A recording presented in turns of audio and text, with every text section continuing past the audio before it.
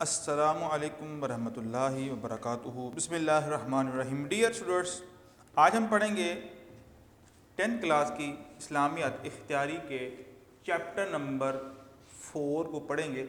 اس کا یہ جو حصہ ہے حضور صلی اللہ علیہ وسلم کی تکمیل فریضہ رسالت کہ نبی علیہ الصلوۃ والسلام کا جو رسالت کا جو فریضہ تھا وہ ہے مکمل ہو گیا ہے۔ اس کو ہم پڑھیں گے۔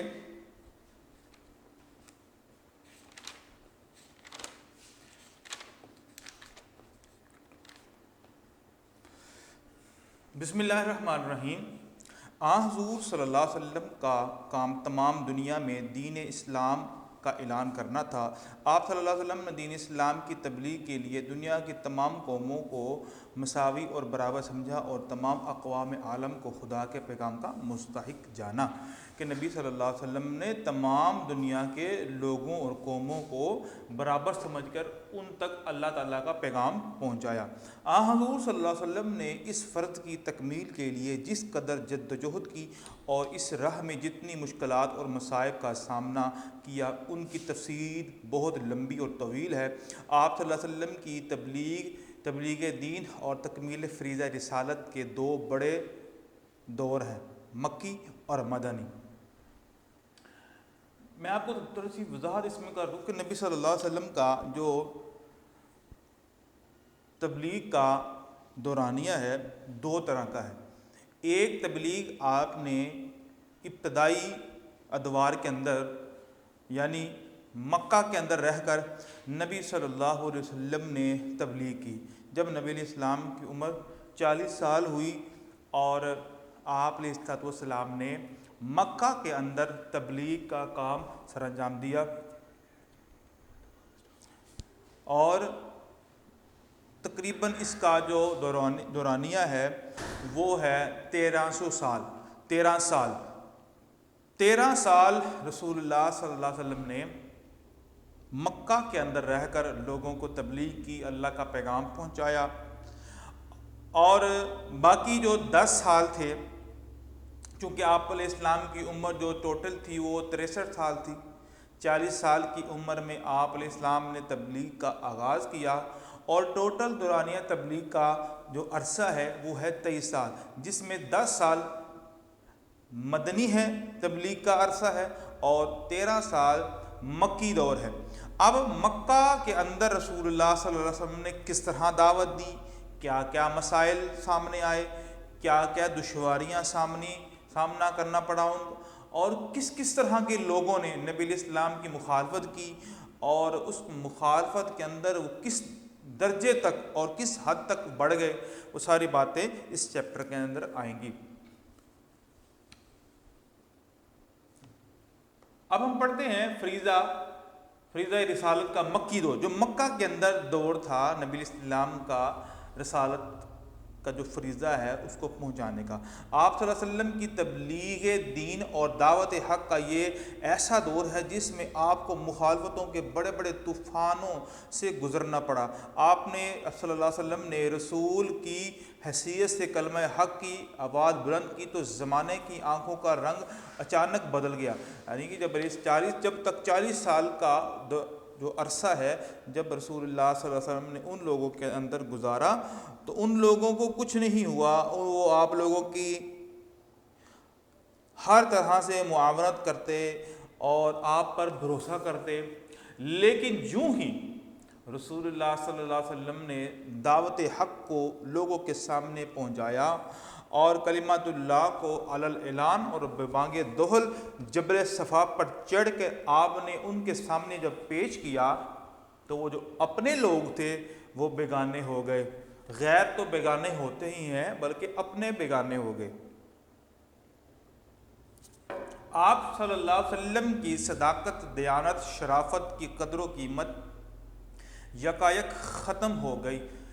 کل تک جو شخص قوم کا مایہ ناز فرزند تھا، یعنی کہ وہ شخص جو قوم کے اندر یونیک تھا کہ یہ سچا ہے، یہ صادق امین ہے اور اس کی ہر بات ماننی چاہیے، لوگ اس پر اعتماد کرتے تھے، اپنی امانتیں اس کے پاس رکھوایا کرتے تھے، یعنی کہ ہر حوالے سے لوگ اس سے محفوظ تھے، لوگ نہ زبان سے نہ ہاتھ سے نہ کسی بھی اعتبار سے ان سے پریشان نہ تھے۔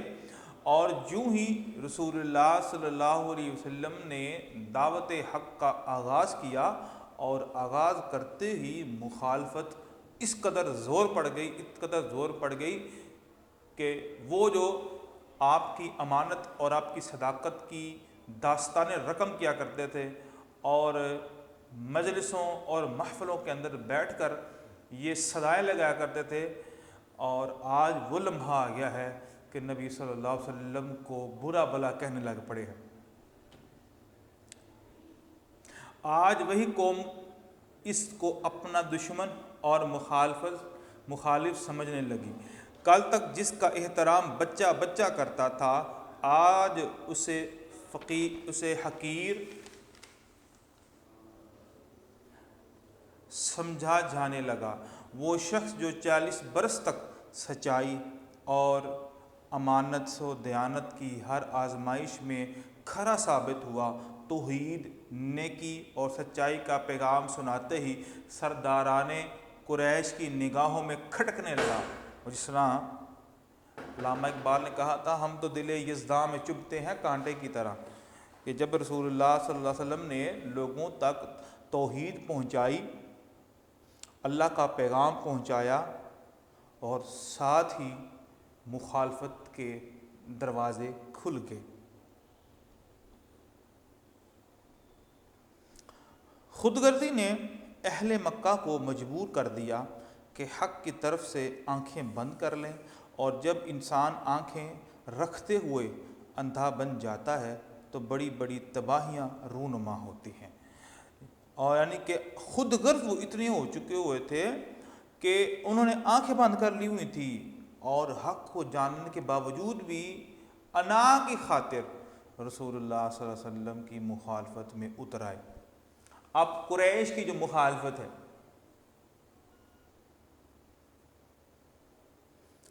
محمد رسول اللہ صلی اللہ علیہ وسلم کے کردار میں نہ تو کوئی خامی تھی جو قریش کو آپ کی مخالفت پر اکساتی، اور نہ آپ صلی اللہ علیہ وسلم نے کوئی ایسی جماعت کھڑی کرنے کی کوشش فرمائی تھی جو مال و جائیداد سمیٹتی، بلکہ مخالفت کی وجہ محض خود غرضی تھی۔ وہ جو بس خود غرض تھے، اپنی چدراہٹ، اپنا وقار، اپنا منصب، اپنا عہدہ وہ لوگ نہیں چھوڑنا چاہتے تھے، کیونکہ جب رسول اللہ صلی اللہ علیہ وسلم نے جبل صفا پر چڑھ کر منادی یہ کی، قولوا لا الہ الا اللہ تفلحوا تملک العرب والعجم، رسول اللہ صلی اللہ علیہ وسلم نے فرمایا لا الہ الا اللہ کہہ دو، اس کے نتیجے میں کیا ہوگا؟ تم عرب و عجم کے مالک بن جاؤ گے۔ اب دیکھیے، رسول اللہ صلی اللہ علیہ وسلم نے قطعی یہ نہیں کہا تھا کہ تم اپنی سرداریاں چھوڑ دو، ہاں وقتی طور پر ان کو چھوڑنی پڑنی تھی، وقتی طور پر ان کو جو نقصان ہونا تھا، اور مستقبل کے اندر ان کو وہ کچھ ملنے والا تھا کہ انہوں نے کبھی سوچا ہی نہیں تھا۔ لیکن وقتی طور کے یہ عہدے اور یہ پیسے، یہ سرداریاں ان کی آنکھوں کو خیرہ کر دیا ہوا تھا، اور یہ جو مال و دولت کی چکا چوند نے ان کو پاگل کر دیا ہوا تھا۔ ان کو سوائے اپنی سرداری کے اور اپنی سیٹ کے دنیا کے اندر کوئی شے نظر آتی ہی نہیں تھی، ٹھیک ہے۔ وہ خود غرض ہو چکے ہوئے تھے، اپنا ہی فائدہ سوچتے تھے، اور ان کو اس دعوت سے کوئی اتنا مسئلہ نہیں تھا۔ آگے ہے، قریش مکہ سالہ سال سے اپنی قوم کے سیاسی اور مذہبی چودھری تھے۔ بات وہی آگے نا، ایک نسل در نسل چودراہٹ ان کے خاندان میں پائی جاتی تھی۔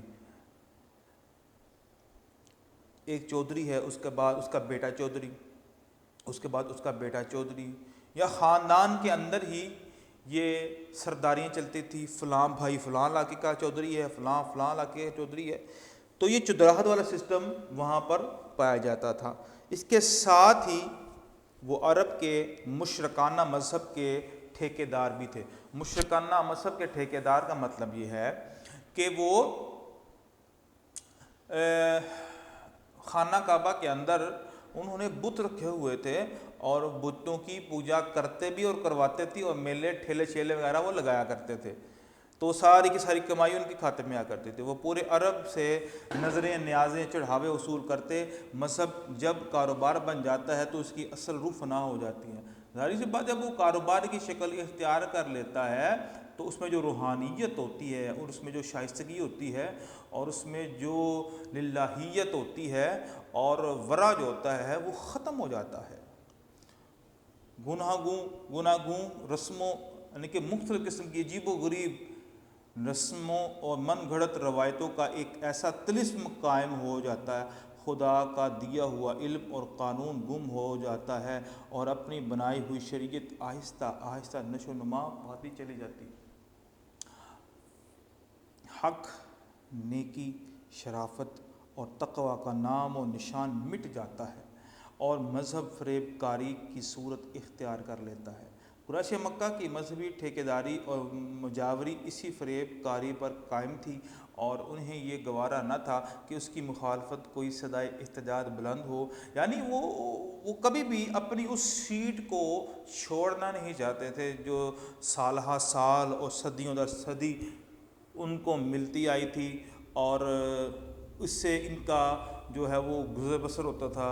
یہ کمائی کا بہت بڑا ذریعہ بھی تھا، بہت کچھ تھا ان کے ساتھ، ان کے ناطے اور تعلق اور بڑے ایک سسٹم ان کے ساتھ جڑے ہوئے تھے، تو وہ کبھی نہیں چاہتے تھے کہ اپنا اس طرح کا جو رسوخ ہے اس کو ہم ختم کریں۔ پھر قریش کی معاشرت فاسقانہ تھی، جو نظام معاشرہ جو تھا وہ بالکل فاسقانہ اور اللہ کے نافرمانی والا تھا۔ شراب یعنی کہ وہ شراب بیچتے تھے، شراب بھی بنایا کرتے تھے، شراب کا کاروبار ہوا کرتا تھا، ٹھیک ہے، بدکاری، جوا، سود خوری، عورتوں کی تذلیل، بیٹیوں کا زندہ دفن کرنا، انسانوں کو غلام بنانا، کمزوروں پر ظلم ڈھانا، قتل و غارت گری اور بری عادت پر فخر، یہ سب ان کی زندگی کے لوازم تھے۔ یعنی کہ یہ تمام جو معاشرے ہمارے معاشرے میں جو جن کو برائی سمجھا جاتا ہے، اس معاشرے کے اندر اس کو فخر سمجھا جاتا تھا کہ جو یہ کام کرتا ہے تو وہ بڑا چودھری کہلاتا ہے، وہ بڑا نمبردار اور ٹھیکیدار کہلاتا ہے۔ آگے ہے، قریش کے لیے آسان نہ تھا کہ اپنی ان پختہ عادتوں کو چھوڑ دے۔ انہیں محسوس ہو گیا کہ دعوت محمد صلی اللہ علیہ وسلم محمدی ان کی عادات، ان کی خواہشات اور ان کی معاشرت کے دشمن ہے، چنانچہ وہ اس خلاف تل ملا کر اٹھ کھڑے ہوئے اور اسلام کے خلاف انہوں نے متحد محاذ قائم کر لیا۔ تو لہذا سب کے کاروبار پر ضرب کاری لگی، تو سب کو اپنا جو کاروبار ہے وہ ختم ہوتا نظر آیا، تو لہذا کاروبار کو بچانے کے لیے انہوں نے ہتھ کنڈے استعمال کیے، اور مزے کی بات یہ ہے کہ سارے کے سارے مل گئے، اکٹھے ہو گئے۔ ابتدا کے اندر رسول اللہ صلی اللہ علیہ وسلم نے جو خفیہ دعوت پیش کی، یعنی جب نبی الاسلام کا ابتدائی دور تھا، آپ صلی اللہ علیہ وسلم نے چھپ کر دعوت دی تھی۔ یہ نہیں تھا کہ شروع کے اندر ہی اللہ کے رسول علیہ السلام نے لوگوں تک اللہ کا پیغام سیام پہنچانا شروع کر دیا، ایسی بات نہیں۔ خفیہ دعوت اسلام۔ غار حرا میں پہلی وحی کے نزول کے بعد آپ گھر تشریف لائے تو آپ صلی اللہ علیہ وسلم جلال الہی سے لبریز تھے۔ اب آپ خدا کی طرف سے دعوت حق پر باقاعدہ مامور تھے۔ اس دعوت کو سب سے پہلے قبول کرنے والے حضرت خدیجہ، حضرت علی مرتضیٰ، حضرت ابوبکر، حضرت زید تھے۔ یہ وہ افراد تھے جو آپ کی انفرادی اور مجلسی زندگی اور آپ کے کردار کے ظاہر باطن سے پوری طرح آگاہ تھے۔ تو یہ جو ابتدائی ادوار جو ہوتے ہیں، ابتدائی جو دور ہے، اس میں جو نبی علیہ السلام پر ایمان لانے والے وہ یہ 4 حضرات ہیں، جن میں سے ایک غلام ہے، ٹھیک ہے، ایک اپنا کزن ہے، ایک بیوی ہے اور ایک دوست ہے۔ دعوت حق کا یہ سلسلہ خفیہ اور دھیمی رفتار سے چل رہا تھا، بڑی خاموشی، رازداری اور احتیاط سے کام ہو رہا تھا۔ حضرت ابوبکر صدیق رضی اللہ تعالیٰ عنہ کے حلقہ اثر میں جو لوگ تھے، ان میں سے حضرت عثمان، حضرت زبیر، حضرت عبدالرحمن بن عوف، حضرت سعد بن ابی وقاص، حضرت طلحہ رضوان اللہ علیہم اجمعین ایمان لے آئے۔ یہ ابوبکر رضی اللہ تعالیٰ عنہ کے ذریعے ان لوگوں نے اسلام قبول کیا۔ ان کے علاوہ عمار، خباب، ارقم، سعید بن زید، عبداللہ بن مسعود، عثمان بن مظعون، عبیدہ اور صہیب رومی اسلامی تاریخ کے اس خفیہ دور میں ہی سابقین اولین کی صف میں ہیں۔ تو جنہوں نے اسلام قبول کیا ابتدائی دور کے اندر، ٹھیک ہے، تو یہ ان کے نام ہیں۔ یہ شروع میں جو مکہ کے اندر جو تبلیغ کی تھی رسول اللہ صلی اللہ علیہ وسلم کی تبلیغ سے اور آپ کے ساتھیوں کی تبلیغ سے جو لوگ مسلمان ہوئے تھے، ان کی فہرست یہ والی ہے۔ حضرت ابو ذر ایمان لانے والوں میں 6 یا 7ویں نمبر تھے۔ اسلام کے ان اولین علمبرداروں میں کوئی بھی ایسا نہ تھا جو اعلیٰ درجے کے مذہبی یا قومی منصب پر فائز ہو۔ یعنی مطلب یہ ہے کہ یہ تمام جو تھے نا، تمام یہ سارے کے سارے غریب طبقہ تھے۔ ان کو ظاہری سی بات ہے، دنیا کا کوئی لالچ ہی نہیں تھا، ٹھیک ہے، یہ حق پرستے اور حق کو چاہتے تھے۔ تو جس کے پاس پیسہ آ جاتا ہے یا جس کے پاس عہدہ آ جاتا ہے، وہ مذہب کو بھی فراموش کر دیتا ہے اور حق کو اور انصاف کو بھی فراموش کر دیتا ہے۔ قریش مکہ نے ان چند لوگوں کے ایمان لانے کو درخود اطمینان سمجھا اور مذہبی قیادت اور سیاسی سرداری کی قوت کے زوم میں مگن رہے۔ یعنی اس کو بڑا حقیر سمجھا کہ یہ تو غریب لوگ ہیں، یہ تو ماڑے لوگ ہیں، اور یہ تو جن کے پاس پیسہ نہیں ہے اور کوئی دولت نہیں ہے، تو ان لوگوں کی تو ہمارے معاشرے کے اندر حیثیت ہی کوئی نہیں ہے، ایمان لائیں تو کیا فرق پڑتا ہے، کوئی مسئلہ نہیں ہے۔ تو وہ اپنے اس عہدے کے نشے کے اندر دھند پڑے ہوئے تھے، ان کو پتہ ہی نہیں تھا۔ سچائی آہستہ آہستہ پروان چڑھتی رہی اور اس طرح 3 سال گزر گئے۔ تو یہ 3 سال کا عرصہ رسول اللہ صلی اللہ علیہ وسلم کی خفیہ دعوت کا تھا۔ آپ کی خفیہ دعوت سے یہ سارے لوگ جو ہے وہ مسلمان ہو گئے۔ اس کے بعد کیا ہوا؟ اس کے بعد دعوت عام۔ پہلے تو خفیہ دعوت تھی، اب اس کے بعد جو دعوت ہے وہ ہے علی الاعلان۔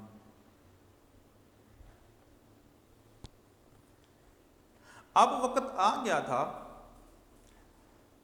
کہ لوگوں کو کھلم کھلا اسلام کی جانب بلایا جائے۔ حکم الہی پہنچا، اللہ کا پھر پیغام پہنچا۔ کیا پہنچا؟ فاصدع بما تؤمر، جو کچھ حکم دیا جا رہا ہے اسے واش گاف الفاظ میں کہہ دیجئے۔ پہلے تو رسول اللہ صلی اللہ علیہ وسلم 1 2 3 لوگوں کو جمع کر کے اللہ کا پیغام سنایا کرتے تھے، ٹھیک ہے۔ اب اس کے بعد آپ نے تمام لوگوں کو جمع کیا۔ وہ کس طرح؟ آپ سنیے۔ حضور صلی اللہ علیہ وسلم اپنی پوری ہمت و عزیمت کے ساتھ کوہ صفا پر آ کھڑے ہوئے، قوم کو پکارا، وہ جمع ہوئی تو برسر عام اعلان فرمایا کہ خدا پر ایمان لاؤ، نہ تم پر سخت عذاب نازل ہوگا، ٹھیک ہے۔ اگر خدا پر ایمان نہ لائے تو ورنہ کیا ہوگا؟ تم پر سخت عذاب نازل ہوگا۔ آپ صلی اللہ علیہ وسلم کے اس پیغام کو قوم نے قابل اطمینان سمجھا، یعنی کہ بڑا معمولی سے سمجھا۔ وہ برہم ہوئے اور چلے گئے۔ آپ صلی اللہ علیہ وسلم نے دعوت عام کے دوسرے مرحلے میں تمام خاندان عبد المطلب کو کھانے پر جمع کیا اور پیغام حق سنایا اور فرمایا کہ جس پیغام کو لے کر میں آیا ہوں یہ دین اور دنیا کی بھلائی کا ضامن ہے۔ کون اس مہم میں میرا ساتھ دیتا ہے؟ اس پر ایک سکوت چھا گیا۔ حضرت علی المرتضیٰ رضی اللہ تعالیٰ عنہ نے، جو اس وقت 13 برس کے تھے، اٹھ کر کہا اگرچہ میری پنڈلیاں کمزور ہیں لیکن میں اس مہم میں آپ کا ساتھ دوں گا۔ آپ صلی اللہ علیہ وسلم کے خاندان نے اسے ایک مذاق اور جنون سمجھا، لیکن نبی صلی اللہ علیہ وسلم کے اس پیغام کو جب نبی الاسلام نے کھانے کے دعوت کی، اور جب کھانے کی دعوت پر سب جمع ہو گئے تو پھر پیارے پیغمبر علیہ السلام نے لوگوں تک اللہ کا پیغام پہنچایا، سمجھایا۔ تو فرمایا کون اس معاملے میں میری ہیلپ کرے گا، میری مدد کرے گا، میرا ساتھ دے گا؟ تو تمام لوگ خاموش رہے، اور کس سوچ میں خاموش رہے کہ یار یہ ابھی عجیب سی باتیں کر رہا ہے، یہ فضول باتیں کر رہا ہے۔ تو جب یہ ساری باتیں ہو گئی تو رسول اللہ صلی اللہ علیہ وسلم نے جب ساتھ کا کہا تو کسی نے حامی نہ بھری۔ حضرت علی المرتضیٰ رضی اللہ تعالی عنہ وہ کھڑے ہوئے اور کہا اللہ کے رسول، چہ جائے کہ میری پنڈلیاں کمزور ہیں، لیکن میں آپ کا مرتے دم تک ساتھ دوں گا، اور آپ کے ساتھ سے کبھی میں پیچھے نہیں ہٹوں گا۔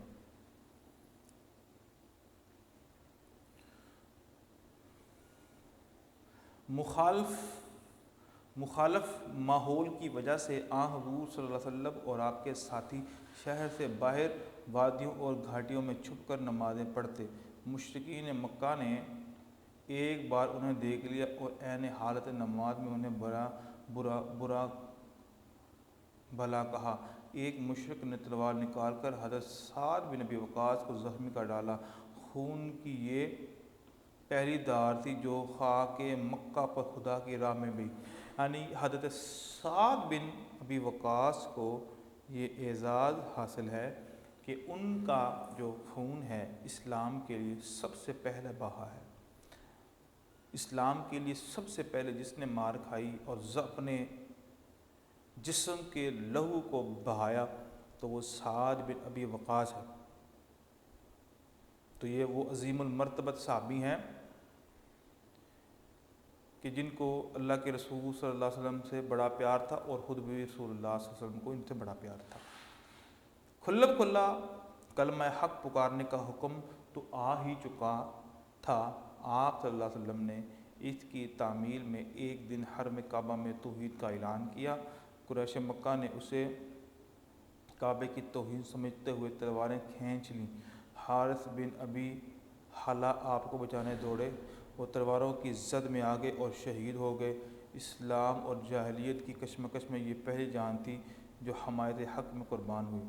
تو یہ حارث بن ابی حالہ یہ صحابی ہیں جو اسلام کے لیے سب سے پہلے، دین حق میں کے لیے سب سے پہلے قربان ہونے والے حارث بن ابی حالہ یہ صحابی ہیں۔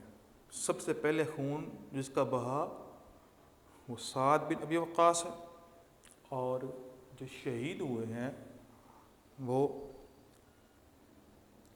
حارث بن ابی حالہ ہے۔ آگے ہے دعوت حق کی مخالفت کے طریقے، یعنی کہ حق کی جو دعوت ہے اس کی جو مخالفت مختلف انداز اور مختلف طریقوں کے ساتھ۔ قریش مکہ نے آپ صلی اللہ علیہ وسلم کے خلاف گندے پراپوگنڈا اور گالیوں کو سہارا لیا، یعنی کہ وہ کر تو کچھ نہیں سکتے تھے، اور آپ کے خلاف تو پراپوگنڈا اور آپ کو برا بلا اور ایسی باتیں جو اذیت والی ہوتی ہیں، جس سے انسان دل برداشتہ ہو جاتا ہے اور دل شکستہ ہو جاتا ہے، وہ تمام کے تمام جملے کسنے شروع کر دیے۔ کہتے ہیں کہ اس شخص کی بات کیوں سنتے ہو، یہ اپنے آباء و اجداد کے دین سے پھر گیا ہے۔ کبھی کہتے کہ اس کا دماغ خراب ہو گیا ہے، نعوذ باللہ، کبھی کہتے یہ شخص جادوگر اور کاہن ہے، اور کبھی آپ صلی اللہ علیہ وسلم کو شاعر ہونے کا الزام دیتے۔ ٹھیک ہے، اور اس کا ذکر قرآن مجید کے اندر بھی ہے۔ ٹھیک ہے، قرآن مجید میں نے بھی وما ہوا بقول شاعر قلیلا ما تؤمنون وما ہوا بقول کاہن قلیلا ما تذکرون، تنزیل من رب العالمین ولو تقول علینا بعض الاقاویل لأخذنا منہ۔ یہ قرآن پاک کی یہ سورہ مبارکہ ہے، اس میں سورہ قلم ہے، اس میں اللہ تعالیٰ نے یہ سورت کے اندر اللہ تعالیٰ نے نبی صلی اللہ علیہ وسلم کے بارے میں فرمایا ہے کہ وہ خود سے کوئی بات نہیں کرتے۔ تو اس سورہ حاقہ کے اندر اللہ کے رسول صلی اللہ علیہ وسلم کے بارے میں جو باتیں مشرکین مکہ کیا کرتے تھے ان کا تذکرہ کیا ہے، ٹھیک ہے، کہ وہ جادوگر ہیں وغیرہ وغیرہ۔ اس سلسلے میں مخالفت کا ایک محاذ شعراء عرب کا تھا، وہ آپ کے خلاف ہجوہ اشعار کہتے ہیں، یعنی کہ جو ہجو کرنے والے الفاظ جو ہوتے ہیں اور طنز کرنے والے اور چھیڑنے والے جو شعر ہوتے ہیں وہ کہا کرتے تھے۔ گلی گلی اور کوچے کوچے اسے نشر کرتے، لیکن حضور صلی اللہ علیہ وسلم کا پیغام اور کردار بجائے خود شاعروں کی اس حرکت کا توڑ تھا۔ آپ اندازہ لگائیں بیٹا کہ نبی صلی اللہ علیہ وسلم کے خلاف، کیونکہ اس وقت جو شعر و شاعری بہت عروج پر تھی، تو اکثر لوگوں کی تعریف کے لیے شعر کہا جاتا ہے، اور جن لوگوں کی مذمت کرنی ہوتی، جن لوگوں کے خلاف پروپیگنڈا کرنا ہوتا، تو ان کے لیے پھر شعر بنا کر پھر اس کا ڈنڈورا پیٹا جاتا۔ تو نبی صلی اللہ علیہ وسلم کو جو ریئل بات ہے اس چیز کی بڑی اذیت ہوا کرتی تھی کہ میرے خلاف جو ہے وہ شعر و شاعری۔ اور اسی طرح ہی ایک شخص تھا غالباً، اس کا نام عبداللہ بن خطل تھا یا کوئی اور تھا، کعب شاید، تو رسول اللہ صلی اللہ علیہ وسلم نے فتح مکہ میں کے موقع پر اس کو قتل کروایا تھا۔ غالباً عبداللہ بن خطل تھا۔ وہ کیوں؟ فرمایا یہ شخص جو ہے وہ مجھے بڑی اذیت دیتا ہے، آپ علیہ السلام نے اس کو قتل کروایا تھا۔ فرمایا یہ میری توہین کرتا ہے اور نازیبہ الفاظ کہتا ہے، اور شعر میں الفاظ کو ڈال کر وہ میرے بارے میں یہ الفاظ کہتا ہے، تو نبی پاک صلی اللہ علیہ وسلم نے اس کو قتل کروایا تھا۔ فرمایا یہ غلاف کعبہ میں چھپا ہو، جہاں پر بھی ہو اس کو قتل کر کے آؤ، تو یہ وہ شخص ہے۔ تو یعنی اتنی توہین، اور پھر اللہ کے رسول صلی اللہ علیہ وسلم کے صحابی حضرت حسان بن ثابت رضی اللہ تعالیٰ عنہ، وہ نبی علیہ السلام کی نعت پڑھا کرتے تھے، اور بڑی مشہور ہے ان کی نظم، وَأَحْسَنُ مِنْكَ لَمْ تَرَكَتْ عَيْنُ وَأَجْمَلُ مِنْكَ لَمْ تَلِدِ النِّسَاءُ خُلِقْتَ مُبَرَّأً مِنْ كُلِّ عَيْبٍ كَأَنَّكَ قَدْ خُلِقْتَ كَمَا تَشَاءُ۔ فرمایا اللہ کے رسول آپ اتنے حسین کہ آپ جیسا حسین کسی آنکھ نے دیکھا ہی نہیں ہے۔ آنکھ کیسے دیکھتی؟ آپ جیسا حسین کسی ماں نے جنا ہی نہیں ہے۔ آپ کے اندر کوئی بھی ذرہ برابر بھی عیب نہیں ہے، ایسا لگتا ہے آپ اللہ کے دربار میں کھڑے تھے، اللہ سے کہہ رہے تھے یا اللہ مجھے اس طرح بنا، تو آپ کہتے گئے اور رب بناتا گیا ہے۔ یعنی آپ کی خوبصورتی کا یہ عالم ہے۔ تو یہ نبی صلی اللہ علیہ وسلم کی توہین کیا کرتے تھے، تو حضرت حسان بن جو ثابت ہے یہ نبی پاک صلی اللہ علیہ وسلم کی تعریف کیا کرتے تھے۔ یہ ساری مہم اس لیے تھی کہ لوگ آپ کی بات سننے نہ پائیں، انہوں نے مل کر طے کیا تھا۔ یعنی کہ یہ سارے کے پراپیگنڈے فقط اس لیے ہوا کرتے تھے تاکہ آپ کی جو باتیں ہیں وہ لوگوں تک نہ پہنچے۔ اور اس بات کا ذکر اللہ نے قرآن مجید کے اندر بھی فرمایا ہے۔ مشرکین مکہ کیا کہا کرتے تھے؟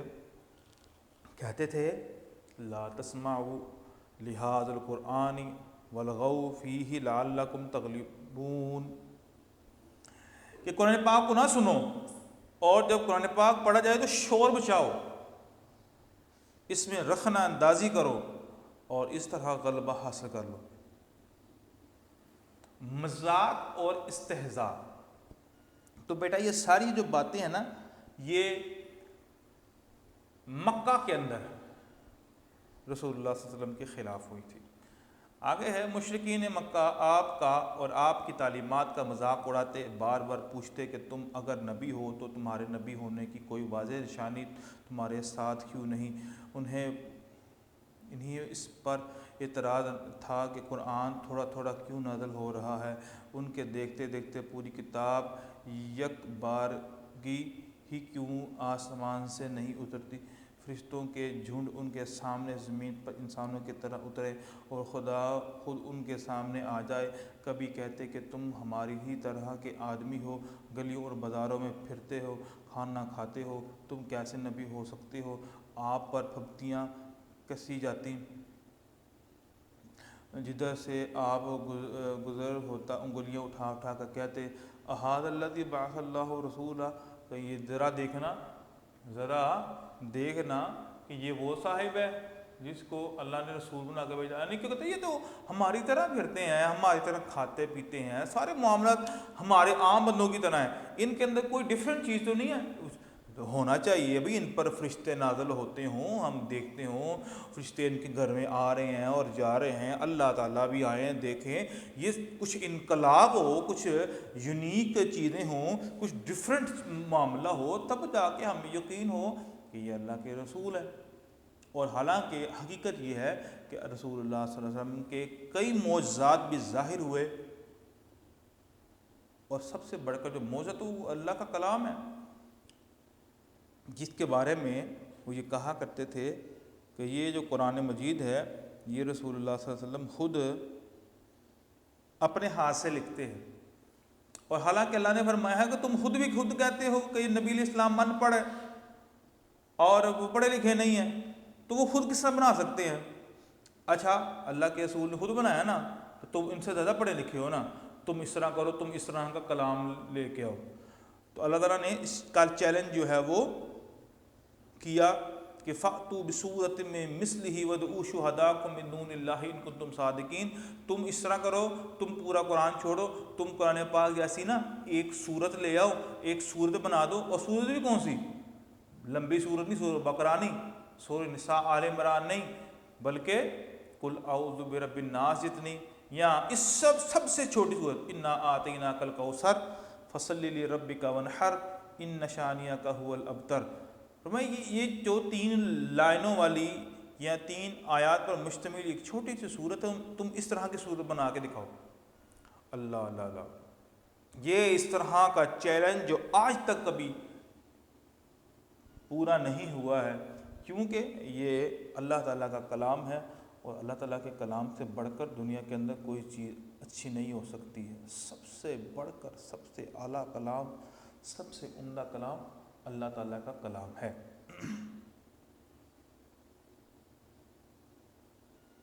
تو یہ انہوں نے کہا کہ یہ ہم اس کی باتیں کیوں مانیں، یہ کوئی نوکھا نہیں ہے، ہماری طرح ہی ہے سب کچھ، تو کوئی بھی اعلان کر سکتا ہے نبوت کا، اس کا مطلب یہ ہے۔ تو پھر یہ سب سے بڑا جو معجزہ تھا وہ اللہ کا کلام تھا، اگر وہ سمجھتے۔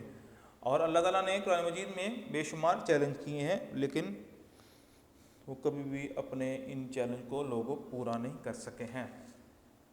تو آگے کیا کہ ہؤلاء من اللہ علیہم من بیننا، کہ یہ وہ ممتاز ہستیاں ہیں جن پر اللہ تعالیٰ نے ہم سے الگ اپنا فضل کیا ہے۔ میں یہ نہ اس کے پاس پیسے ہیں، ٹھیک ہے، نہ اس کے پاس کوئی کاروبار ہے، نہ اس کے جو دوست ہیں وہ کوئی امیر ہے، یہ تو ہم سے بھی پیسے کے حوالے سے بڑا کم ہے، تو ہم اس کی بات کیوں مانیں؟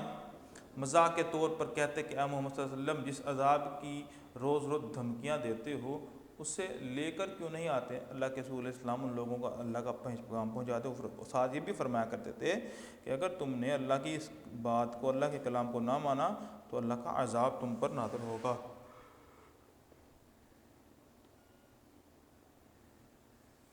یا نافرمان کافروں پر آسمان کا کوئی ٹکڑا کیوں نہیں توڑ کر گراتے تاکہ ان کا خاتمہ ہو جائے، قیامت کا مذاق اڑاتے اور بڑے ڈرامائی انداز میں دریافت کرتے متی ھذا الوعد، بھائی قیامت کب آئے گی، یہ حادثہ کب ہوگا، کیا اس کی کوئی تاریخ یہاں گھڑی ہے جس کی نبی علیہ السلام وضاحت کیا کرتے تھے قیامت والے دن یہ ہوگا یہ ہوگا، تو میں قیامت کب آئے گی، وہ تو قیامت سے بھی یقین دھو بیٹھے ہوئے تھے۔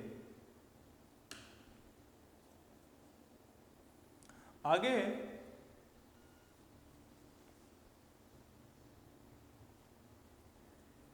استہزاء مذاق اور کٹ حجتی کے اس طوفان سے حضور صلی اللہ علیہ وسلم اور ان کے ساتھی پورے عزم استقلال سے گزرتے رہے اور تبلیغ حق کا فرض ادا کرتے رہے، لیکن قریش کا اشتعال غصہ آپ کے خلاف روز بروز بڑھتا گیا۔ جس طرح رسول اللہ صلی اللہ علیہ وسلم تبلیغ کرتے رہے اور کفار مکہ کا بھی جو غصہ جو ہے، کیونکہ رسول اللہ صلی اللہ علیہ وسلم ان کے بتوں کی مخالفت کیا کرتے تھے اور کہا کرتے تھے کہ یہ نہ سن سکتے ہیں نہ دیکھ سکتے ہیں، کچھ بھی عطا نہیں کر سکتے ہیں، تو تم ان کی پوجا کیوں کرتے ہو؟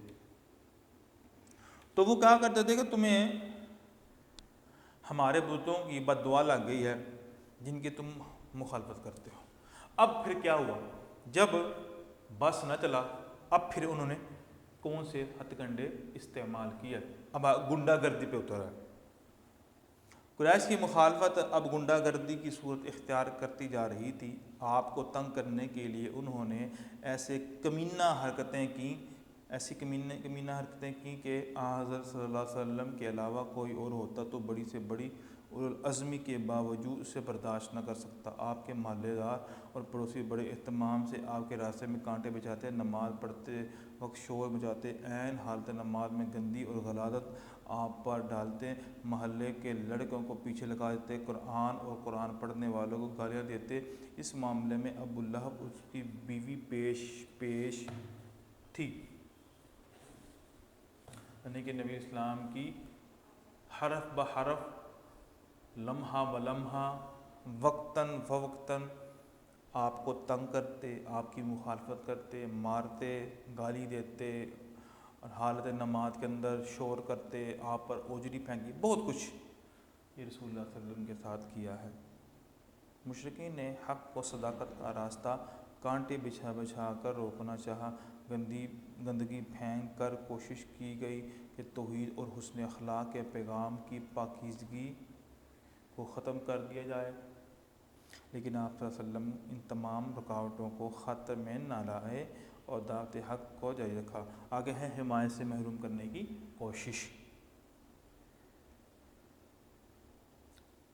اس پوائنٹ کے اندر آپ کو چوائس ہے، اگر یہ کر لیں ٹھیک ہے، نہ بھی کریں تو کوئی ایشو نہیں ہے۔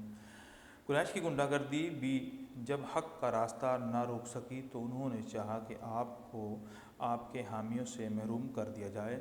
چنانچہ اکابر قریش کے جو بڑے لوگ ہیں کا ایک وفد ابو طالب کے پاس پہنچا اور چاہا کہ وہ اپنے بھتیجے کی حمایت سے دستبردار ہو جائیں۔ چچا نے آپ کو سمجھانا چاہا تو آپ صلی اللہ علیہ وسلم کا جواب یہ تھا کہ خدا کی قسم یہ لوگ میرے دائیں ہاتھ پر سورج اور بائیں ہاتھ پر چاند رکھ کر چاہیں کہ میں اس کام کو چھوڑ دوں تو جب بھی اس سے باز نہ آؤں گا یہاں تک کہ اللہ تعالیٰ اپنے دین کو غالب کر دے یا میں اسی جدوجہد میں ختم ہو جاؤں۔ یعنی جو مشرکین مکہ جو تھے وہ رسول اللہ صلی اللہ علیہ وسلم کے گھر آئے اور ابو طالب کو یہ کہا کہ ابو طالب آپ اس کی حمایت نہ کریں یا آپ ان کو سمجھائیں، اگر یہ پیسوں کی وجہ سے کر رہے ہیں تو جتنے پیسے کہتے ہیں ہم ان کو دے دیتے ہیں، اگر یہ چاہتے ہیں کہ مکہ کی خوبصورت اور امین عورت سے شادی کرنا تو اس کے لیے بھی ہم تیار ہیں، وہ ہم شادی کروا دیتے ہیں، لیکن بدلے کے اندر ان کو یہ دعوت چھوڑنی پڑے گی، وگرنہ ہمارا آپ کے ساتھ تعلق ختم ہے یا آپ اس کی حمایت کرنا چھوڑ دیں۔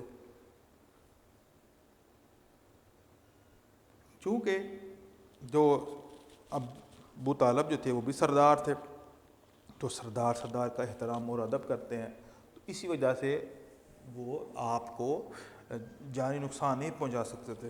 لیکن یہ جو فیصلہ بڑا کیا انہوں نے کہ آپ حمایت کرنا چھوڑ دیں، آپ ہمارا ساتھ دیں، تو نبی علیہ السلام کو سمجھایا، آپ علیہ السلام کو بات کہی کہ آپ ان کی بات مان لیں اور اس دعوت کو چھوڑ دیں۔ آپ نے فرمایا میرے دائیں ہاتھ پر سورج بائیں ہاتھ پر چاند بھی رکھ دیا جائے میں اللہ کے پیغام کو پہنچانے سے قطعی باز نہیں آؤں گا حتیٰ کہ اسی راستے میں میں شہید ہو جاؤں۔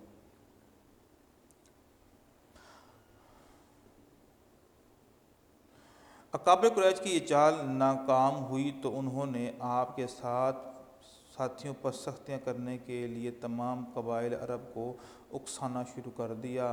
چنانچہ جہاں کہیں کوئی مسلمان تھا اس پر ظلم ڈھایا جانے لگا، لیکن یہ سختیاں کسی ایک مسلمان کو بھی اسلام سے برگزشتہ نہ کر سکیں۔ یعنی یہ تمام کی تمام مصیبتیں، پریشانیاں ان کے ایمان کے اندر اور اضافہ کر گئی، کیونکہ حق کی راہ کے چلنے والے جو لوگ ہوتے ہیں وہ جب سمجھ لیتے ہیں یہ حق کی راہ ہے تو جب وہ چل پڑتے ہیں تو کبھی بھی اس سے پیچھے نہیں ہٹتے ہیں، حتیٰ کہ ان کا ایمان بڑھ جاتا ہے اور ان کا اسلام بڑھ جاتا ہے۔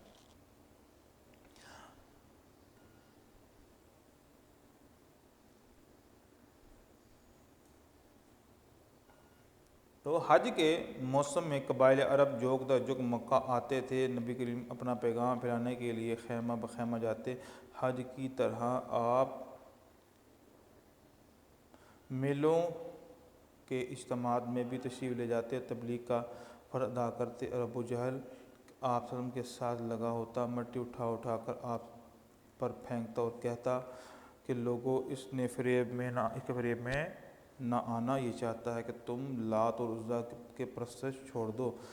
ٹھیک ہے، تو یہ مخالفت تھی۔ آگے ہے قریش کی ایک اور چال، پہلے تو یہ حمایت سے محرومی، اور اگلی چار ہم پڑھتے ہیں۔ اگلی چار کیا ہے؟ قریش نے آپ صلی اللہ علیہ وسلم کو تبلیغ حق سے روکنے کے لیے سودا بازی کی کوشش کی اور عتبہ بن ربیعہ کو آپ کی خدمت میں بھیجا۔ آپ اس نے خوشامد آمیز تمہید کے بعد مدعا بیان کیا اور پیش کشی کی کہ اگر تم دولت چاہتے ہو تو اتنی دولت جمع کیے دیتے ہیں کہ تم سب سے زیادہ مالدار بن جاؤ۔ سردار یا بادشاہ بننا چاہتے ہو تو ہم تمہیں اپنا سردار اور بادشاہ تسلیم کر لیتے ہیں۔ اگر مقصد کسی حسین عورت سے شادی ہے تو عرب کی حسین ترین عورت سے شادی کا انتظام کیے دیتے ہیں۔ یہ تمام باتیں بڑے سے بڑے پاک باز کو اپنی ڈگمگا دینے کے لیے کافی تھی، لیکن آپ صلی اللہ علیہ وسلم نے اس کے جواب میں سورہ حامیم کی آیات تلاوت فرمائیں۔ عتبہ جب وہاں سے رخصت ہوا تو اس کا رنگ بدل چکا تھا۔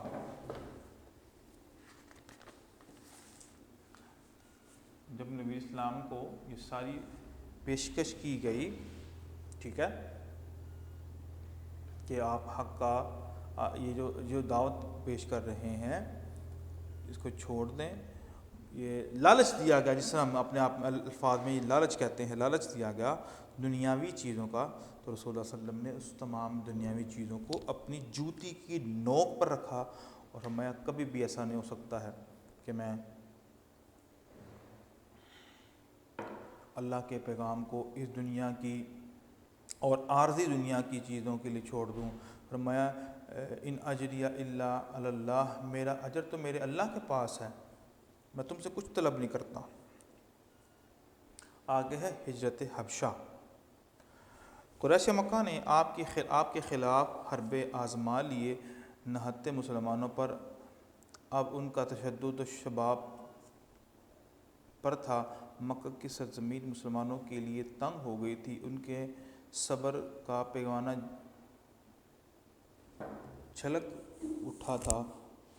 آپ تو اذن ربی کے بغیر مکہ چھوڑ نہ سکتے تھے، البتہ آپ نے ستم رسیدہ اور مظلوم مسلمانوں کو ملک حبشہ کی طرف ہجرت کی اجازت دی۔ مسلمانوں کی یہ جماعت 11 مردوں اور 4 عورتوں پر مشتمل تھی۔ تو یہ بیٹا یہ شارٹ کوسچن میں آ سکتا ہے، یہ شارٹ کوسچن میں ہجرت کرنے والے، حبشہ کی طرف ہجرت کرنے والے مرد اور عورتوں کی تعداد کتنی تھی، تو آپ اس کو نوٹ کر لیں۔ یہ مسلمان تھوڑا ہی عرصہ حبش میں رہے اور یہ افواہ سن کر قریش نے اسلام قبول کر لیا، مکہ لوٹ آئے، لیکن یہ افواہ غلط تھی۔ قریش کا جبر تشدد اب اور شدت اختیار کر گیا اور اب کی بار 85 مرد اور 17 عورتوں کا قافلہ حبشہ پہنچا۔ قریش نے وہاں بھی ان کا پیچھا نہ چھوڑا، لیکن وہاں کے انصاف پسند بادشاہ کے سامنے ان کی ایک نہ چل سکی۔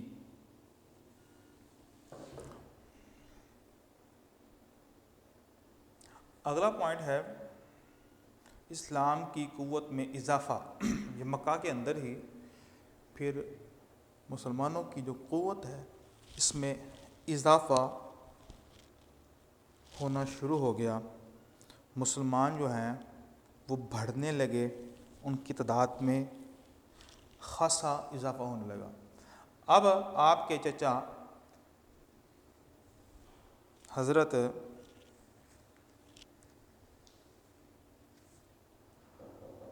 حمزہ اور قریش کے فرزند حضرت عمر بھی ایمان لے آئے تھے۔ ان دونوں کا اسلام قبول کر لینا حد درجہ تقویت کا باعث بنا، اور حضرت عمر رضی اللہ عنہ نے تو عین حرم کعبہ میں اپنے اسلام کا اعلان کیا، جس کا مطلب یہ تھا کہ اسلام کی ایک قوت بن کر ابھرے گا۔ مقاطعہ اور نظر بندی، قطع تعلقی اور آپ کو نظر بند کرنا۔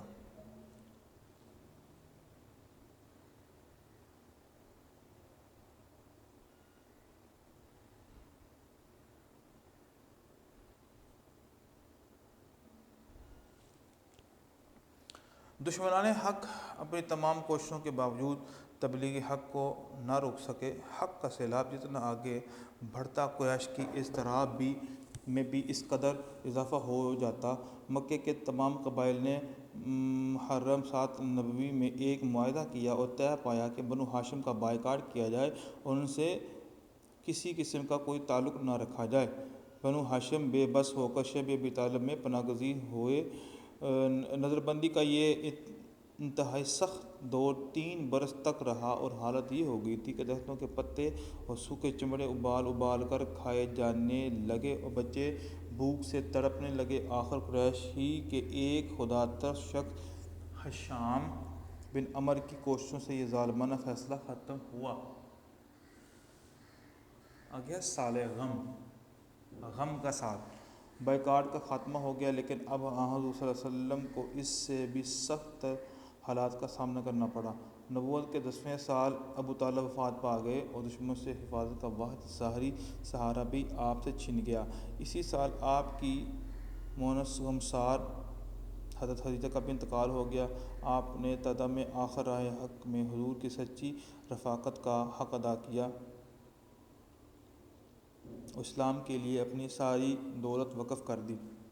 ان 2 سہاروں کے چھن جانے سے قریش مکہ اور بے باک ہو گئے اور مخالفت کا طوفان اور شدت اختیار کر گیا۔ اب قریش حضور کی جان کے درپے تھے۔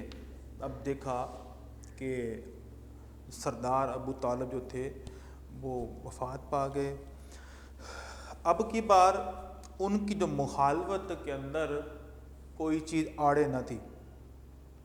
اب وہ حتی الامکان یہ چاہتے تھے کہ رسول اللہ صلی اللہ علیہ وسلم کو وہ شہید کر دے اور اپنے اس راستے سے ان کا نام و نشان ختم کر دیں۔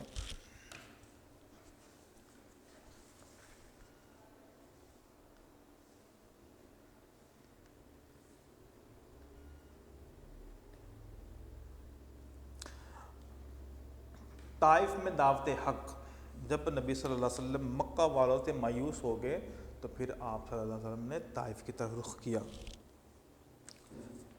حضور صلی اللہ علیہ وسلم نے جب یہ دیکھا کہ مکہ کے لوگوں پر اب تبلیغ بے اثر ثابت ہو رہی ہے اور ان میں دعوت حق کی اب مزید گنجائش نہیں، تو مکے سے باہر تبلیغ دین کا ارادہ فرمایا۔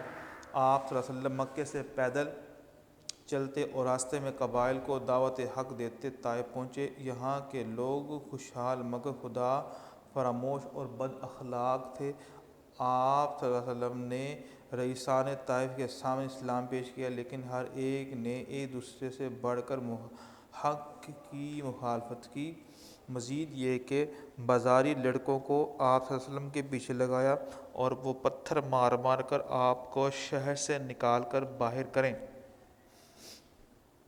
آپ امیجن کریں کہ رسول اللہ صلی اللہ علیہ وسلم ان کو جنت کا راستہ دکھانے کے لیے اور اللہ کے عذابوں سے بچانے کے لیے کام کر رہے تھے اور بے لوث کام کر رہے تھے، لیکن اس کے باوجود بھی وہ اس قدر ہٹ درم اور ہٹ حرام اور خود غرض سے کہ انہوں نے رسول اللہ صلی اللہ علیہ وسلم کی دعوت کا تمسخر بھی اڑایا، انکار بھی کیا اور نبی علیہ الصلوۃ والسلام کو زخمی بھی کیا، پتھر مار مار کر آپ کو لہو لہان کر دیا۔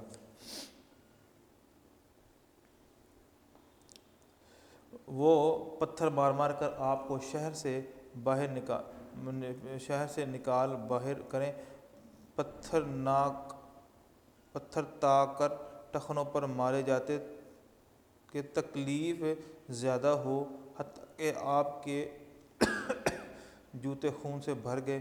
آپ نے بے دم ہو کر شہر سے باہر انگور کے ایک باغ میں پناہ لی۔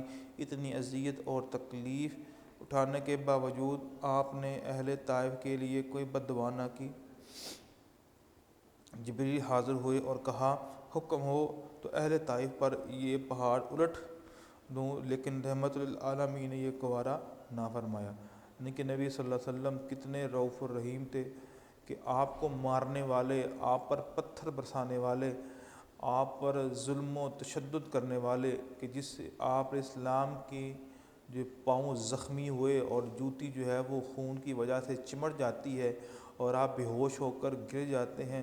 اور حضرت عائشہ رضی اللہ تعالیٰ عنہ نے ایک دفعہ رسول اللہ صلی اللہ علیہ وسلم سے سوال کیا، اللہ کے رسول دین کی خاطر آپ پر تو بڑی مصیبتیں اور پریشانیاں آئی ہیں، کوئی ایسا واقعہ جو آپ کو کبھی بھولتا نہ ہو؟ تو رسول اللہ صلی اللہ علیہ وسلم نے فرمایا، عائشہ کون سی بات کر دی ہے، اور جو میرے دل میں جو زخم لگا ہوا ہے اب وہ ہرا ہو گیا ہے تمہاری اس بات سے۔ فرمایا بہت سی تکلیفیں سامنے کرنی پڑی ہیں، بڑی تکلیفوں کا سامنا کرنا پڑا ہے، لیکن ایک تکلیف جو مجھے طائف کے مقام پر ملی کہ مجھے پتھر مارے جاتے، میں زخموں کی جو درد جو ہے وہ اس کو برداشت نہ کر سکتا اور بے ہوش ہو جاتا، مجھے پھر اٹھایا جاتا، پھر پتھر مارے جاتے، بار بار یہ حالت میرے ساتھ کی جاتی۔ وہ لمحہ ہے جو مجھے کبھی بھولتا نہیں ہے، ہمیشہ میری آنکھوں کے سامنے رہتا ہے۔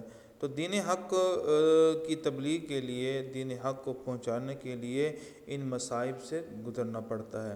افحسبتم انما خلقناکم عبثا وانکم الینا لا ترجعون، یہ اللہ تعالیٰ کا اعلان بھی ہے۔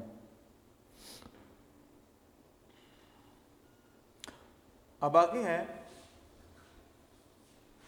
اے مکہ الوداع، یعنی پھر اللہ کے رسول صلی اللہ علیہ وسلم کو اجازت مل گئی، آپ صلی اللہ علیہ وسلم اب مکہ چھوڑ کر اب مدینہ جانے لگے۔ آگے ہے، اے مکہ الوداع، طائف کے مکہ سے بھی بڑھ کر دعوت حق کے لیے بنجر اور تکلیف دہ ثابت ہوا۔ حضور صلی اللہ علیہ وسلم انتہائی ناسازگار اور حوصلہ شکن حالات کے باوجود پر یقین تھے کہ صبح نو اب یثرب میں ضرور طلوع ہوگی، جہاں کے کچھ نوجوان بڑے خلوص کے ساتھ اسلام کی آواز پر لبیک کہہ رہے تھے۔ پہلی بیعت عقبہ اور دوسری بیعت عقبہ میں اہل یثرب کے قبیلے اوس اور خزرج کے متعدد افراد اسلام قبول کر چکے تھے اور حضور صلی اللہ علیہ وسلم کو یثرب کی طرف ہجرت کی دعوت دے کر آپ کی حفاظت کا عہد کر چکے تھے۔ جب قریش کا ظلم حد سے بڑھ گیا اور علمبرداران حق کا پیمانہ صبر بھی لبریز ہو گیا، تو حضور صلی اللہ علیہ وسلم نے اپنے ساتھیوں کو یثرب کا مطلب مدینہ، یہ مدینہ کا پرانا نام ہے، کہ اجازت دے دی، اور آہستہ آہستہ ان کی بہت سی تعداد مکے سے نکل گئی، لیکن حضور صلی اللہ علیہ وسلم اپنے مقام دعوت کو نہ چھوڑا اور خدا کے حکم کے منتظر رہے۔ مکہ میں سوائے چند ان چند مسلمانوں کے کوئی نہ رہا جو بے وسیلہ اور بے کس تھے اور جنہیں قریش نے مصیبت میں ڈال رکھا تھا، البتہ آپ صلی اللہ علیہ وسلم کے خاص رفقا ابو بکر صدیق اور حضرت علی رضی اللہ عنہ باقی تھے۔ قریش مکہ بھی بے خبر نہ تھے، انہوں نے محسوس کر لیا تھا کہ حضور صلی اللہ علیہ وسلم یہاں اب چند دن ہی ٹھہریں گے، کیونکہ مسلمانوں کا ایک ٹھکانہ مل گیا ہے۔ وہ آپ کے قتل کی سازشوں میں مصروف تھے، مگر اللہ تعالیٰ کو کچھ اور ہی منظور تھا۔ ہجرت کی اجازت آ گئی تو حضور صلی اللہ علیہ وسلم نے حضرت ابوبکر صدیق رضی اللہ عنہ کی معیت میں سفر ہجرت فرمایا۔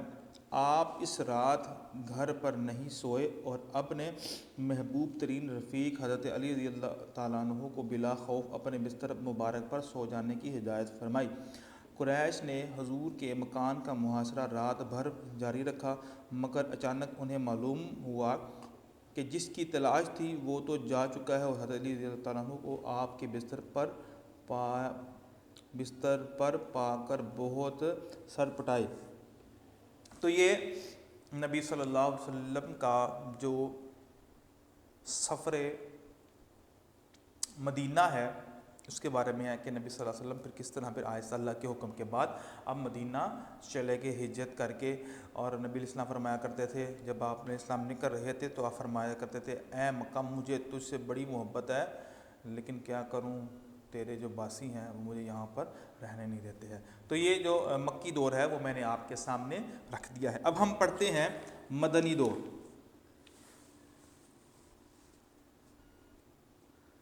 فریضہ رسالت کا مدینے میں، یہ جو مدینے کا دور ہے ہم وہ پڑھتے ہیں۔ انسانوں کے سب سے بڑے محسن اور تاریخ عالم کی سب سے بڑی شخصیت حضرت محمد صلی اللہ علیہ وسلم کی زندگی کا مکی دور دعوت اور تبلیغ کا دور تھا، اور مدنی دور دعوت اور غلبہ حق دونوں کا۔ بنسبت مکہ کے مدینہ کے اندر زیادہ لوگ مسلمان ہوئے تھے اور اسلام بڑی تیزی سے پھیلا تھا، کیونکہ لوگ جوگ در جوگ قبیلے جو ہے وہ آتے اور رسول اللہ صلی اللہ علیہ وسلم پر ایمان لے آتے تھے۔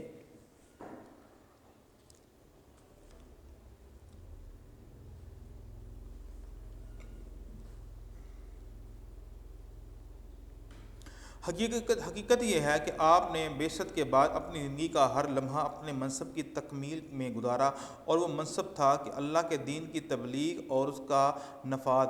یوں مکے میں محنت اور صبر کے تحت افراد تیار ہوئے اور مدینہ میں ایک مثالی اجتماعی نظام وجود میں آیا اور دین کے احکام نافذ ہوئے۔ اب یہ پوائنٹ کٹ کرتے ہیں۔ مدینے کا اصل نام یثرب تھا۔ یہاں دو قسم کے لوگ آباد تھے، یہود اور غیر یہود۔ یہ پورا علاقہ یہودیوں کی مذہبی اور سیاسی اثر میں تھا۔ یہود اکثر اہل یثرب کو ایک نبی کے مبعوث ہونے کی خبر دیا کرتے تھے، کیونکہ تورات میں آپ کی آمد کی پیشین گوئی موجود تھی۔ نبوت کے 11ویں سال مدینے سے حج کے لیے جو گروہ آیا وہ مسلمان ہو گیا تھا۔ یہ 6 اشخاص تھے۔ مدینے میں ان کی کوششوں سے اسلام پھیلنے لگا۔ اگلے برس 12 افراد کا وفد مکہ پہنچا اور مشرف باسلام ہوا۔ حضور نے مصعب بن عمیر بن حشام کو ان کے ساتھ مدینے بھیجا تاکہ لوگوں کو قرآن پڑھائیں اور اسلام کی دعوت دیں۔ انہی کی کوششوں سے اوس اور خزرج کے دو سرداروں سعد بن معاذ اور اسید بن خزیر نے اسلام قبول کیا تھا، جن سے مسلمانوں کی تعداد میں خاطر خواہ اضافہ ہوا۔ یعنی کہ جو سردار مسلمان ہوئے تو جو الناس علی دین ملوکی، جو لوگ جو ہوتے ہیں اپنے بادشاہ کے مذہب اور دین کے اوپر ہوتے ہیں۔ جب بادشاہ اور سردار مسلمان یا کوئی بھی مذہب اختیار کرتا ہے تو لوگ بھی اسی کی بات کو فالو کرتے ہیں۔ اگلے سال قریباً 75 آدمی مدینے سے آئے، حج کے موقع پر ایمان لائے، اور اس موقع پر انہوں نے حضور صلی اللہ علیہ وسلم کو اپنے ہاں تشریف لانے کی دعوت دی۔ پھر اللہ کے رسول اسلام کو دعوت دی کہ آپ مکے کو چھوڑ کر مدینے میں تشریف لائیں۔ اب مدینے میں آمد رسول اللہ صلی اللہ علیہ وسلم کی۔ حضور صلی اللہ علیہ وسلم نے مدینے میں اسلام کو پھلتا پھولتا دیکھ کر مکہ کے مسلمانوں کو مدینے کی طرف ہجرت کی اجازت دے دی۔ ان مہاجرین کی تعداد جوں جوں مدینے میں بڑھ رہی تھی دعوت حق کا اجالا بڑھتا جا رہا تھا، اب تو انصار و مہاجرین کی نگاہیں مکہ سے آنے والے راستے پر لگی ہوئی تھی کہ حضور صلی اللہ علیہ وسلم کی کب تشریف جو ہے وہ کب تشریف لاتے ہیں، کیونکہ یہ خبر مدینہ پہنچ چکی تھی کہ حضور صلی اللہ علیہ وسلم مکہ چھوڑ چکے ہیں۔ اب یہ خبر ان تک پہنچ چکی ہوئی تھی کہ اب رسول اللہ صلی اللہ علیہ وسلم نے بھی اعلان کر دیا ہوا ہے ہجرت کا، تو اب سارے راہ دیکھ رہے تھے کہ رسول اللہ صلی اللہ علیہ وسلم کب آتے ہیں مدینہ کے اندر۔ مدینہ پہنچنے سے قبل آپ کا قیام قباء نامی بستی میں ہوا، جو مدینہ سے 3 میل کے فاصلے پر ہے۔ یہاں پر آپ نے ایک مسجد تعمیر کی۔ اسلام کی یہ پہلی مسجد تھی جس کی شان میں قرآن عزیز نے کہا ہے لَمَسْجِدٌ أُسِّسَتْ عَلَى التَّقْوَىٰ، کہ یہ ایسی مسجد ہے جس کی بنیاد تقویٰ ہے۔ 14 دن قباء میں قیام کے بعد آپ صلی اللہ علیہ وسلم اپنے ساتھیوں سمیت مدینہ میں وارد ہوئے اور دل و جان آپ کے استقبال کے لیے فرش راہ کیے۔ مدینہ کا نصیب جگمگا اٹھا۔ عارضی قیام کے لیے حضرت ابو ایوب انصاری کی قسمت جاگی، یہاں 7 ماہ قیام رہا۔ تعمیری اقدامات، اس پوائنٹ کو کٹ کر دیں، یا اگر آپ کرنا چاہیں تو آپ پر ڈیپینڈ کرتا ہے، آپ کر بھی سکتے ہیں۔ مدینہ پہنچ کر اولین مہم مسجد کی تعمیر تھی، جس کے لیے زمین حاصل کی گئی۔ قیمت ابو ایوب انصاری نے ادا کی۔ اس کی تعمیر میں ہر شخص نے دل و جان سے حصہ لیا۔ یہی جب مسجد نبوی ہے جو اسلامی نظام تمدن اور ریاست کا سرچشمہ اور مرکز بنی۔ اسی مسجد کے ساتھ حضور سرور عالم صلی اللہ علیہ وسلم کے لیے حجرے تعمیر ہوئے، اور اسی مسجد کے ساتھ وہ سائبان اور چبوترا تھا جو صفہ کہلاتا تھا۔ یہ اسلام کی پہلی درسگاہ تھی اور ان لوگوں کا مسکن تھا جو ہر وقت اسلامی تعلیم میں مصروف رہتے تھے۔ آگے نظام مواخات، پھر رسول اللہ صلی اللہ علیہ وسلم نے مدینہ میں جا کر نظام مواخات کو قائم کیسے کیا۔ مدینہ کے معاشرے کا ایک بڑا مسئلہ مہاجرین کی بحالی تھا۔ آپ صلی اللہ علیہ وسلم نے جس کمال حکمت سے اسے حل کیا، اس کی مثال نہیں ملتی۔ ایک مہاجر کا ایک انصاری کے ساتھ برادرانہ رشتہ قائم کر دیا۔ اب ظاہر سی بات ہے، جو لوگ ہجرت کر کے آ رہے تھے، اب وہ اپنا ملک چھوڑ کر آ رہے تھے مدینہ میں، تو اب ان کی وہاں پر نہ جائیداد تھی، نہ کوئی کاروبار تھا، نہ کوئی معاملہ تھا، تو اب وہ پریشانی یہ تھی کہ یہ کیا کریں گے۔ تو جب رسول اللہ صلی اللہ علیہ وسلم نے نظام مواخات قائم کیا، اس کا یہ فائدہ ہوا کہ ان کو رہنے کے لیے جگہ ملی، ان کو کاروبار ملا، یہ سارے معاملات ان کے ساتھ بھی احسن انداز میں ہوئے۔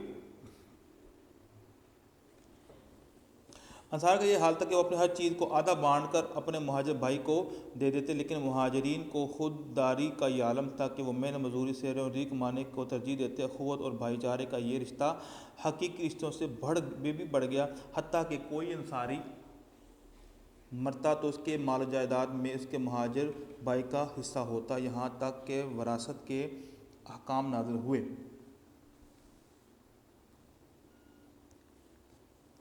اسلامی ریاست کا قیام، اب پھر اللہ کے رسول صلی اللہ علیہ وسلم نے وہاں پر اسلامی جو ریاست ہے اس کا قیام کیا۔ یہود کے 3 قبیلے مدینہ کے آس پاس آباد تھے۔ یہود اور انصار میں اسلام سے قبل کئی خون ریز معرکے ہو چکے تھے۔ یہود ہمیشہ یہ چاہتے تھے کہ انصار کبھی متحد نہ ہو پائیں۔ اسلامی ریاست کے قیام کے لیے حضور صلی اللہ علیہ وسلم کا سب سے پہلا سیاسی اقدام مدینہ کے یہود اور مسلمانوں کو ایک انتظام میں پرونا تھا۔ چنانچہ تنظیم معاشرہ کے لیے سیاسی نوعیت کا ایک معاہدہ یہود اور مسلمانوں میں طے پایا، جو تاریخ اسلامی میثاق مدینہ کے نام سے مشہور ہے اور دنیا کا پہلا تحریری دستور ہے۔ اس کے چند اہم پہلوؤں کا خلاصہ یہ ہے کہ مدینہ کے اس منظم معاشرے میں خدا کے قانون کو بنیادی حیثیت حاصل ہوگی۔ سیاسی، قانونی اور عدالتی لحاظ سے آخری اختیار حضور صلی اللہ علیہ وسلم کے پاس ہوگا۔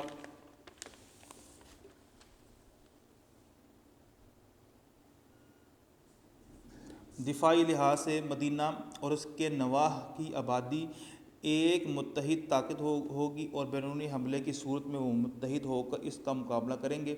انصار یہودوں میں سے کوئی بھی قریش کو پناہ نہ دے گا۔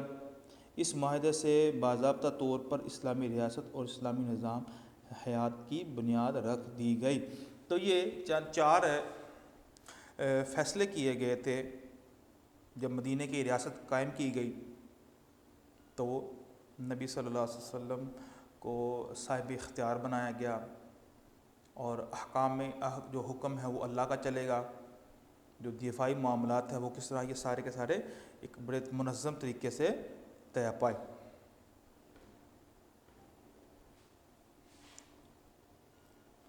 اب اگلا پوائنٹ ہے مخالفت یہودیوں کی مخالفت۔ یہود مدینہ سے صلح و امن کا معاہدہ تو طے پا گیا، اور یہود نے اسلام کو ایک الگ قوت بھی تسلیم کر لیا، لیکن اسلام کی روز افزوں ترقی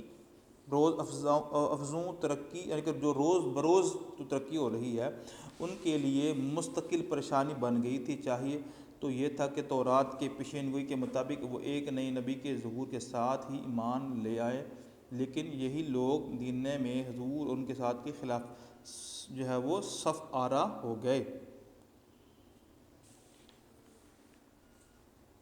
مسلمان آغاز اسلام میں بیت المقدس کی طرف رخ کر کے نماز پڑھا کرتے۔ یہودیوں کو اس پر فخر تھا، لیکن جب اسلام نے قبلہ بدل دیا تو وہ بہت برہم ہوئے، اور بہت سے یہودی جو اپنے آپ کو مسلمان ظاہر کرتے لیکن در حقیقت مسلمانوں کے لیے مارے آستین تھے، یعنی کہ آستین کا سانپ، مار کہتے ہیں سانپ کو، یہ فارسی کا لفظ ہے، ان کی منافقت کا راز فاش ہو گیا۔ حضور کو متعدد مسائل درپیش تھے۔ مسلسل آنے والے مہاجرین کی بحالی، قریش کی طرف سے ہر لحظہ حملے کا خطرہ، مدینہ کا دفاع، اور ان سب کی سے بڑی مشکل یہ کہ مدینہ کی نئی ریاست میں غداروں اور سازشوں کی ایک بڑی تعداد فتنہ برپا کر رہی تھی کہ یہودیوں نے اولاً شرانگیزی سے کام لیا اور پھر تخریبی کارروائیاں کی، حتیٰ کہ غداری سے کام لیا اور کفار و مشرکین کو اپنا عملی تعاون پیش کر دیا۔ یعنی کہ وہ ہر طرف سے غداری کر رہے تھے، ظاہری طور پر تو وہ ساتھ مسلمانوں کو دے رہے تھے، لیکن اندر میں وہ مشرکین کے ساتھ ملے ہوئے تھے۔ آگے ہے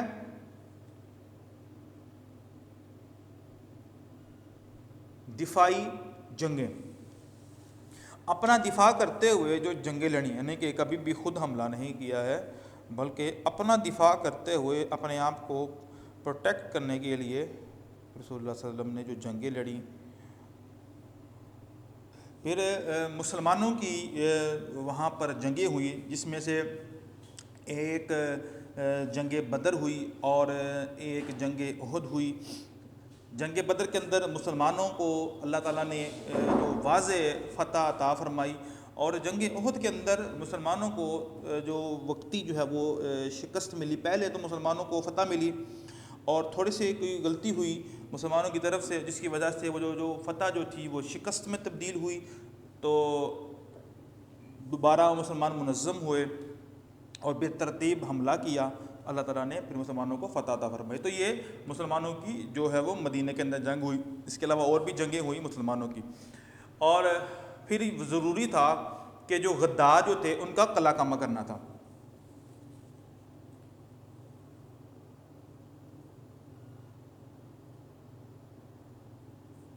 یہودیوں کا قلع کامہ۔